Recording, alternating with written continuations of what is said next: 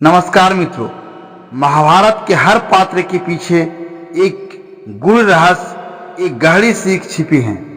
आज हम एक ऐसी कथा लेकर आए हैं, एक स्त्री के आत्मसम्मान और एक राष्ट्रीय प्रवृत्ति वाले राजा के पतन की। यह है कहानी उस समय की जब द्रौपदी का अपहरण जयद्रथ ने किया। लेकिन क्यों, क्या कारण था कि एक राजा, एक राजकुमारी, एक सती साध्वी पर कुदृष्टि डालने का दुस्साहस कर बैठा। समय था वनवास का। पांडव अपने 13 वर्षों के वनवास की अवधि में थे। वे सभी एक साधु और संयमी जीवन जी रहे थे। धर्मराज युधिष्ठिर के नेतृत्व में वे वनों में एक जगह से दूसरी जगह जाते रहते थे। उनके साथ द्रौपदी भी थी। वह पवित्रता, वीरों की पत्नी, तेजस्विनी नारी, जिसने अपने आत्मबल से अनेक संकटों को झेला था। एक दिन पांडव अपने शिकार व ध्यान साधना में वन के भीतर चले गए थे। द्रौपदी कुटिया में अकेली थी, शांत, संयमित और अपनी दिनचर्या में लगी हुई। उसी समय सिंधु देश का राजा जयद्रथ, जो कि कौरवों का साला भी था, अपनी यात्रा पर था। जयद्रथ अत्यंत घमंडी, अहंकारी और विलास प्रिय राजा था।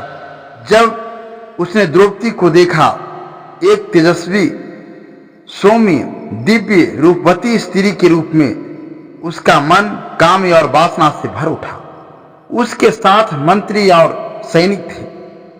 उसने मंत्री से पूछा, ये कौन स्त्री है जो इन वन में अकेली रहती है? मंत्री ने उत्तर दिया, राजन, यह महाराज युधिष्ठिर की धर्म पत्नी द्रौपदी है, जो पांडवों के साथ वनवास में है। जयद्रथ के मन में वासना और दंभ ने मिलकर एक भयंकर निर्णय को जन्म दिया। यदि मैं सिंधु का राजा हूं तो क्या किसी की स्त्री को पा नहीं सकता? यह तो वन में है, निर्बल, अकेली। मैं इसे अपनी रानी बना लूंगा। उसने अपने सेवकों को आज्ञा दी, इस स्त्री को बलपूर्वक रथ में बिठाओ और सिंधु ले चलो। जब द्रौपदी ने देखा कि कुछ सैनिक उसकी ओर बढ़ रहे हैं और उसे घेर रहे हैं, तब उसने सिंहनी की भांति आवाज में गर्जना की, अरे अधर्मी पुरुषों, क्या तुम जानते नहीं कि मैं 5 महान वीरों की पत्नी हूं? धर्म की मर्यादा को लांघने का परिणाम क्या होता है? जयद्रथ स्वयं आगे आया और बोला, सुंदरी, क्यों वन में दुख भोगती हो? मेरे साथ चलो, मैं तुम्हें रानी बना दूंगा। द्रौपदी की आंखों में अग्नि जल उठी। उसने कठोर स्वर में कहा, जयद्रथ, तू एक राजा कहलाता है, पर तुझमें कोई मर्यादा नहीं। यदि तूने मुझे छूने का प्रयास किया तो मैं श्राप देकर तुझे भस्म कर दूंगा। लेकिन जयद्रथ का अहंकार अब शिखर पर था।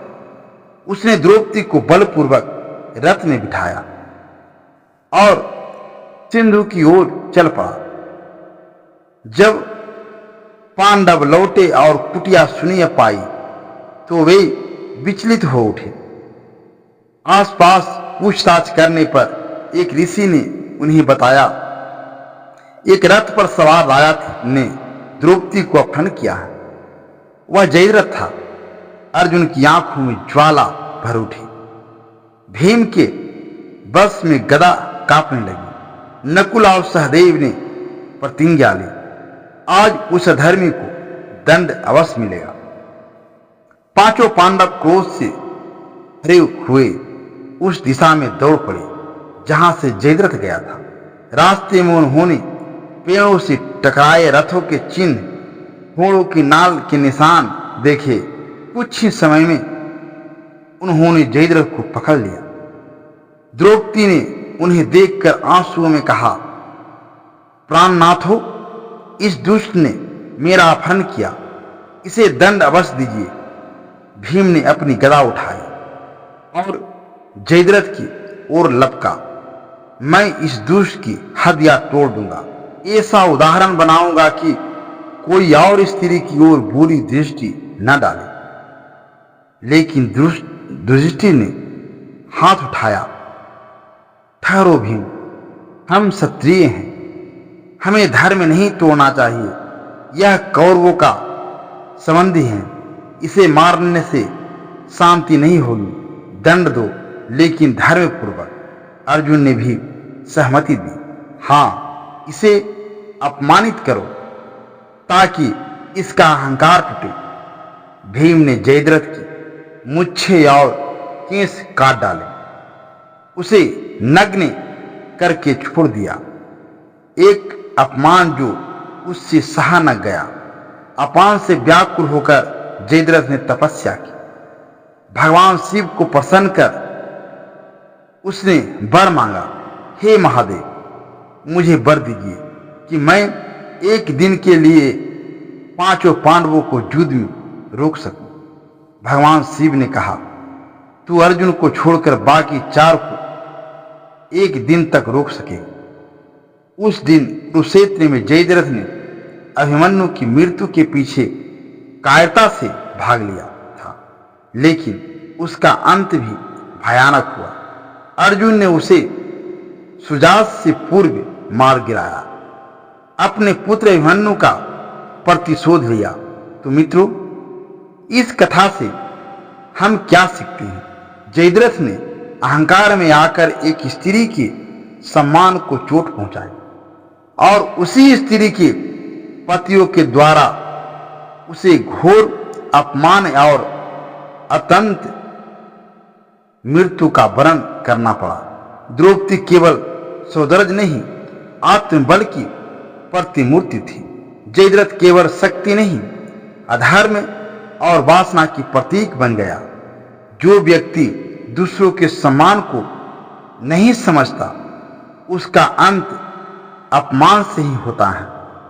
और जो नारी आत्मसम्मान के लिए खड़ी होती है, वह पूरे युग को झकझोर सकती है। यदि आपको यह कथा ज्ञानवर्धक या प्रेरणात्मक लगी हो तो इसे अपने मित्रों तक अवश्य पहुंचाएं। शास्त्रों में ऐसी अनेक कहानियां हैं जो आज भी हमें सही और गलत में भेद करना सिखाती हैं। ऐसी ही कहानी के लिए जुड़े रहिए और अंत में सिर्फ सुनिए नहीं, सीखिए, क्योंकि धर्म का ज्ञान ही सच्चा रक्षण है।